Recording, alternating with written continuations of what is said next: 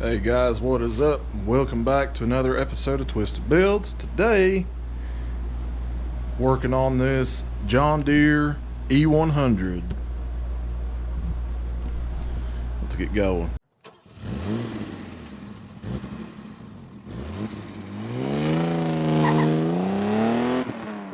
Alright, so I had a guy I know pretty well, buddy of mine's dad, hollered at me about this John Deere of his, said he was mowing with it and it just pretty much locked up.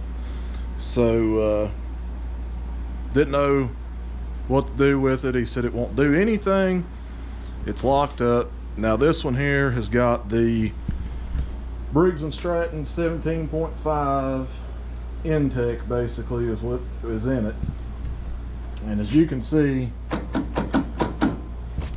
it is definitely locked up.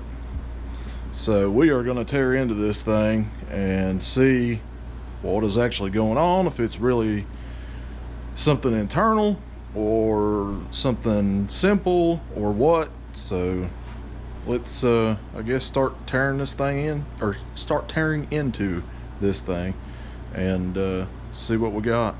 All right, so first thing I'm gonna do is pretty much take the hood off of this thing so we got better access to everything.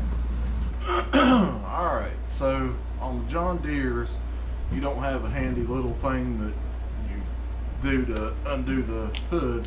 You actually have to unbolt the hood. So there's 4 bolts, 4 10s that you got to take off.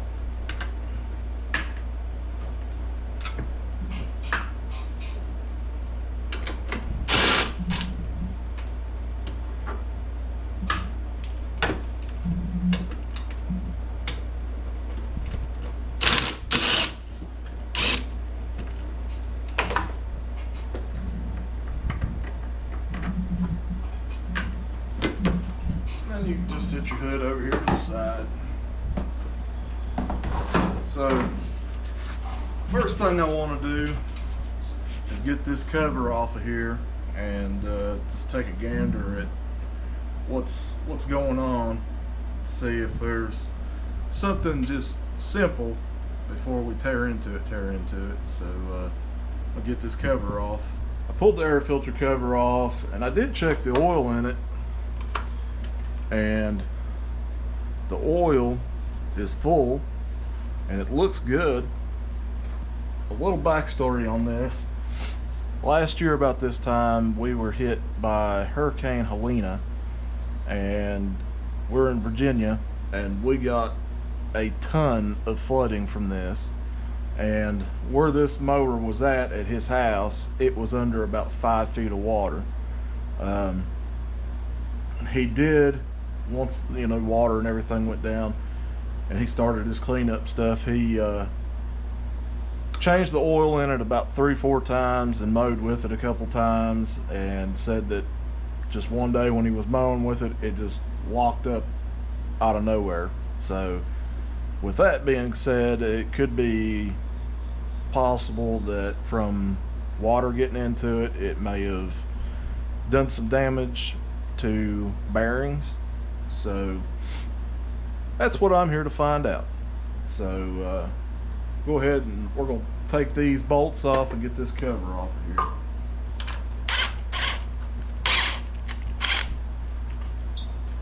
There should be 2 bolts on the back. That one's missing. So we got 1 bolt on the back. Alright. On the other side here, it's got the fuel pump, the pulse pump, but I ain't gonna mess with it right now. Hopefully I can just get this cover out of the way enough to take a look under here. Alright, so I've never seen one. This thing had a tiny little screw right here on the top behind this intake tube I didn't see, and I went ahead and got a pair of pliers and took our fuel lines loose. So cover is now free. Let's get her off of there. Oh yeah. So he's had a friend in here, as you can see, and that is not good on these either, because what ends up happening is they can't cool properly, and you end up having head issues because yeah, it can't cool properly. So let me grab the vacuum real quick and suck that out of there and clean all that up. Get all that cleaned up, and you can see there is a tiny bit of movement in there, so something is binding. So on these, if you don't know, on John Deere's, to get to this cap, you just take your screwdriver and pop it off of there, and then you get to your nut for your crank and all that good stuff. First thing I'm going to do though, I'm going to pull the plug and probably pull this valve cover off and check, make sure our valves are all right, because if I go to turning on this and we got a valve that's come loose from the head, then you know we're gonna have major issues. I don't want to do more damage than I'm doing good. So we pull this spark plug and probably pull this valve cover. Pull this spark plug.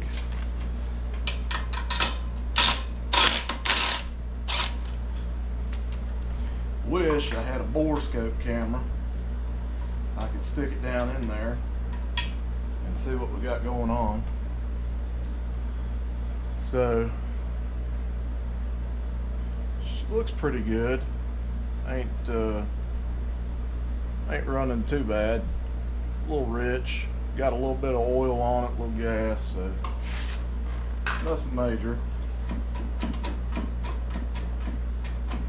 So now let's go ahead and pull our valve cover. So you've got 4 bolts.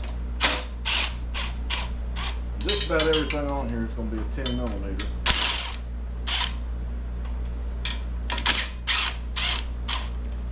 We're pretty close to everything.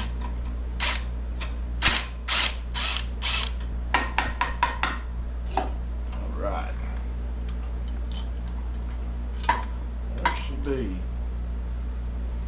So, don't look terrible oil wise. That one's nice and loose. That one's nice and loose. So I don't think it's a valve issue. So that leads me to believe probably a wrist pin or a crank bearing, something in the bottom end. Since it's already kind of locked up here, like I said, I don't see our valves are sitting, looks like they're both open.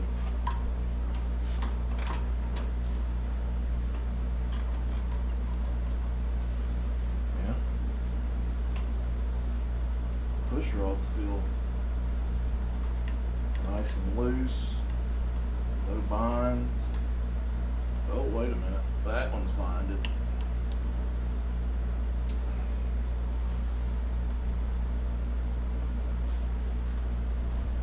Might just be. Okay.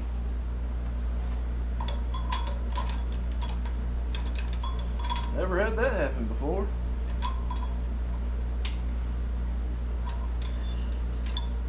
So there's our push rod. I don't know where in the heck the keeper went to that. It went flying off of that valve. Never seen that happen before. Or lash valve cap, I mean. All I did was push down on it. Alrighty then. It felt like it was in a bind, but apparently not.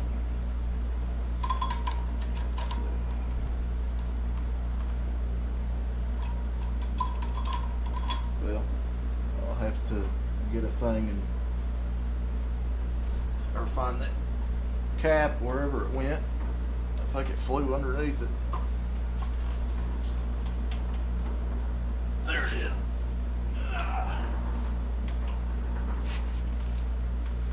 Ain't no big deal. Just have to reset valve lash, but I've never had one do that. Get some major tension on it. Alright, so our main bolt up here is a 24, and I'm going to put this breaker on it, and I just want to see what it does.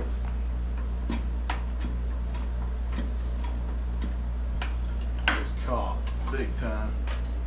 So I think, I don't know if I want to pull. I guess I'll just start unbolting everything. Something is definitely binded. I'm assuming it's got to be piston, because or rod, something is, it's got to be rod or something. Pulled the intake off on this side, and I'm going to go ahead and pull the exhaust and just see. I'm going to start by probably pulling the head off and see where we're at, see what's going on in there. Something's going on. So got that bolt undone. Now I got to take these bolts out. That off. Muffler comes right out. Now usually I'd back these off, but I'm just gonna take a screwdriver here and just compress this spring. Well, use my hand. Maybe. Thing's pretty tight. Just trying to get the rocker to slide off of it.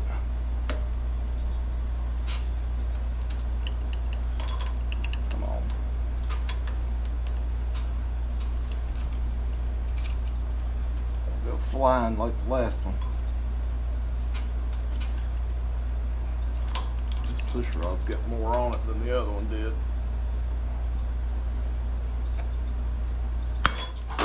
There we go. There's our keeper. It popped off, but ain't no big deal. So let's take a gander. That one don't look like it's bent. It looks good. So both of our push rods look good. I don't think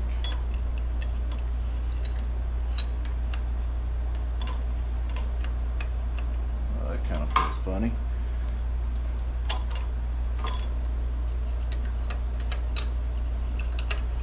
How does that push rod weigh? Alright, so let's see.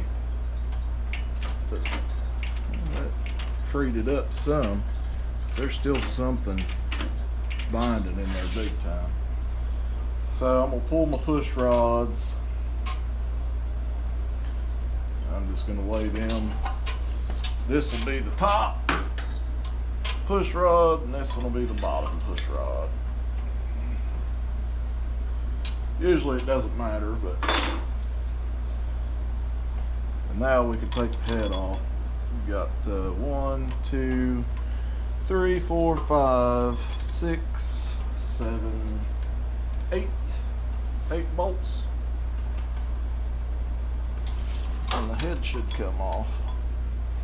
So all right guys, so I was gonna go ahead and pull the head on this Briggs, but I'm almost 100% positive just by looking at a couple things that it's either got a broken rod or the wrist pin has come out of the piston, or not the piston, but of the rod, or something along those lines. Something has happened in the bottom end. So instead of just pulling the head off of it, I decided the best route, I'm just going to pull the whole motor off of the frame and take the motor apart and see what it looks like. Now to do that on these, you can't access it from this side. The bottom side is your sump, where all your piston and all that stuff goes in from the bottom side. So what I'll do is I'm going to drain the oil in it, and we'll pop the flywheel loose, and then pretty much just take and unbolt everything off of it that we don't need, and then we'll have to get the pulley off the bottom and take the 4 bolts out to get the motor off of the frame. So I'm going to take as much off of it as I can to make it light, and then we'll just get it out of there. So let's go ahead and start with draining the oil and start disconnecting everything that we can disconnect from up top, and go from there.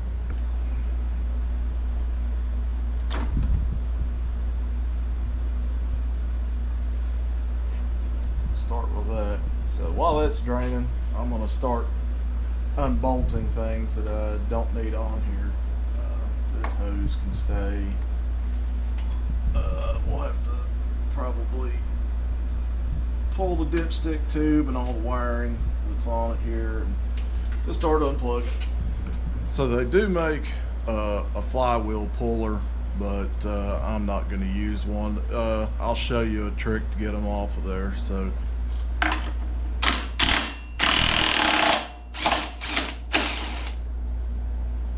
pull our bolt, pull our fan, our cover, and these are what's called a tapered fit. So what I'm going to do is put the bolt back in it halfway. See, they make a puller. The puller uses the bolt and pulls the top off, but I'm not going to go through all that. I'll show you a simple way to do it. I am going to pull this magneto though, so I got to grab a 6mm. The easy way to do this is with a pry bar underneath the flywheel, pry up on it and give that a couple good whacks, and she'll pull right off. So I don't know if you guys can see it on camera, but there is some shininess in that oil. So that leads me to believe there's probably some damage done in the bottom end of this motor. We'll lay a rag here, go for it.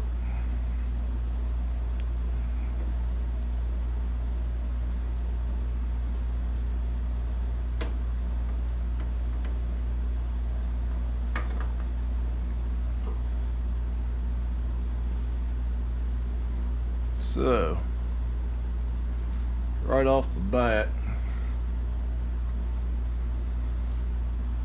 maybe not. It looked like a chunk of metal, but I guess it was a bubble. Let's see.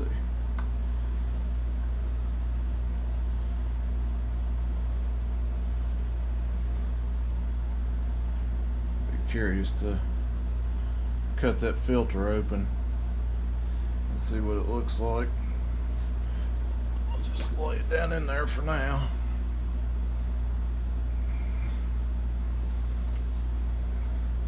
Rag did a pretty good job catching all that. So like I was going to show you guys, so to get this flywheel off, we'll do that. Okay guys, so I'm losing it. I said let me try this other pry bar, and I looked everywhere and I could not find the damn thing, and I couldn't remember where I laid it. It's right here. Wow. Anyways, so what you want to do is just take this, slide it under the flywheel and give a little pressure upwards. Take a hammer with this bolt back in there, give her a couple good whacks, and she should pop right off of there, and she did. So pull your bolt, and you can pull your whole flywheel right up and off of there. just like so. So it's in pretty good shape, but you can definitely see where this thing was in a flood. Look at all that mud. That's all mud up underneath that. So she's definitely she was flooded. I'm surprised this charging coil was even working. So this is your charging coil, and all it does is when the flywheel goes around, it's got magnets all the way around it. Those magnets make contact with those, and it charges your battery and stuff. That's what runs your lights and keeps your battery charged. So anyways, we got that much done now. Flywheel's off. I'm not gonna lie, I sprayed a little bit of PB Blaster down around that because I knew this thing had been in that flood and just had that feeling it was gonna be a little hard to get out of there.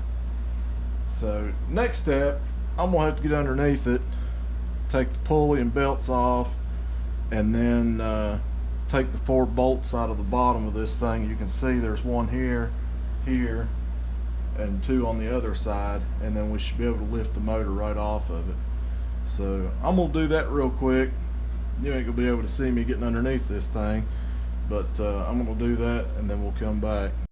All right guys, so I got her all unbolted from underneath, so I'm just gonna pick her up and sit her over here on this cardboard, and we can go ahead and start taking her apart.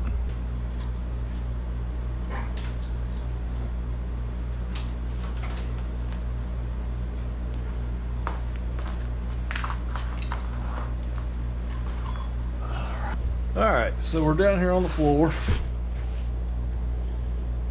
on this cardboard, so we got to take all these bolts out. So to get these bolts out, it's just a 13. We'll take all these, zip all these out real fast.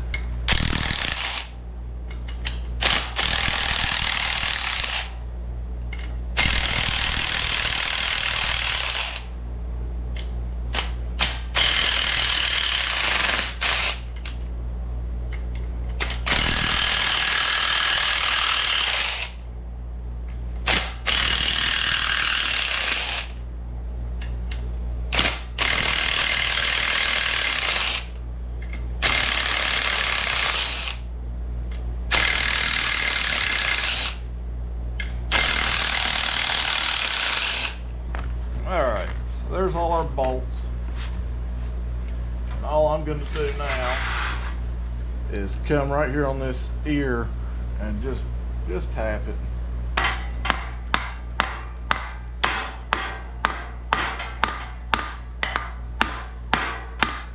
Don't do it too hard.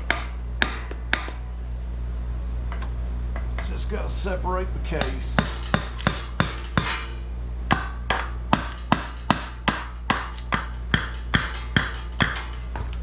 Get a screwdriver. Sometimes they'll come apart, sometimes they're just a you know what.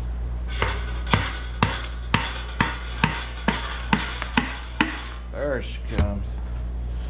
Alright, so let's see what we got here.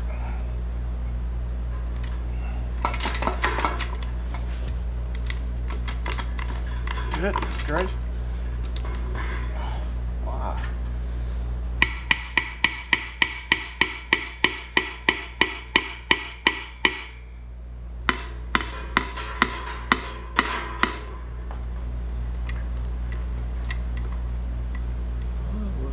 Come apart.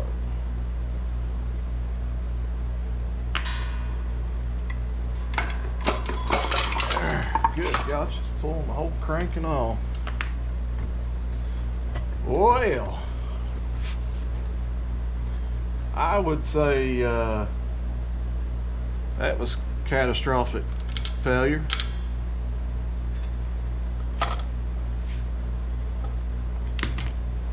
Good Lord.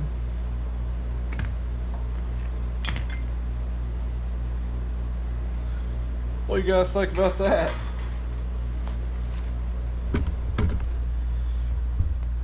I would say that's why she doesn't run. She wasn't just locked up, she was obliterated. There's the rest of the connecting rod. Wow. Let me get you guys in here a little bit more so you can see. She is definitely done. There's the bottom of the rod.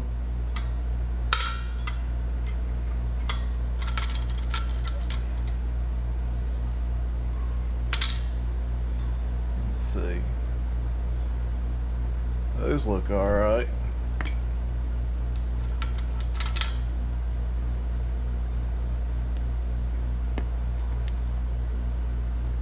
Wow.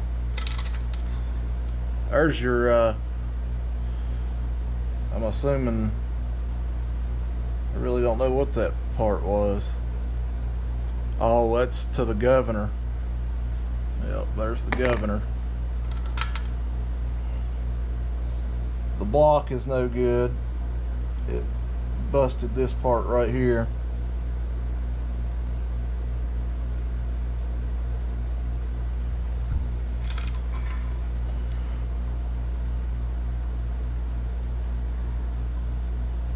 So she is just done for, guys.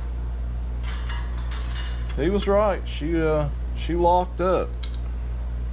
There's part of the piston skirt. Hang on, let me take a picture of this real quick to show the guy what he's got to work with, and then we'll pull the piston out of it. So let's go ahead and pull the piston out of it. I ain't even gonna pull the head because I should be able to just slide the piston right out the bottom.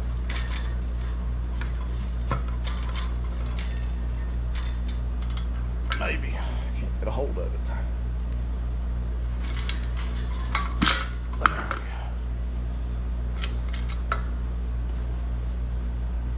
Well, most of the piston's still there. It's definitely missing the other part of the piston. It's missing the whole bottom section here. The rod is completely gone. The other half of the skirt on this side's gone. It's damaged the cylinder wall right here.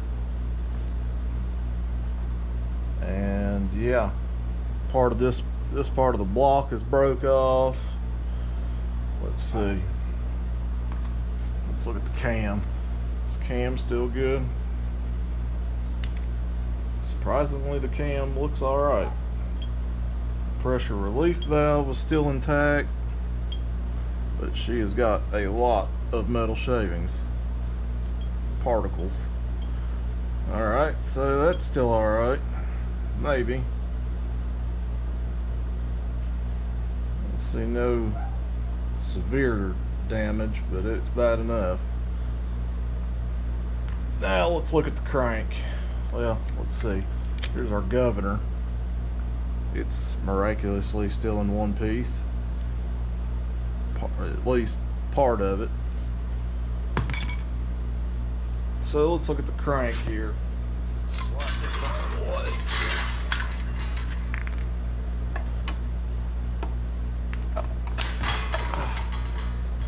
So, crank I would call toast. She is scored beyond repair. So yeah, she's done. So really, you could spend the money and I could rebuild this thing, but I wouldn't, not with that block. It's pretty much done. You could find another block or whatever and you'd have a good head and cam, and that's about it. Everything else is toast.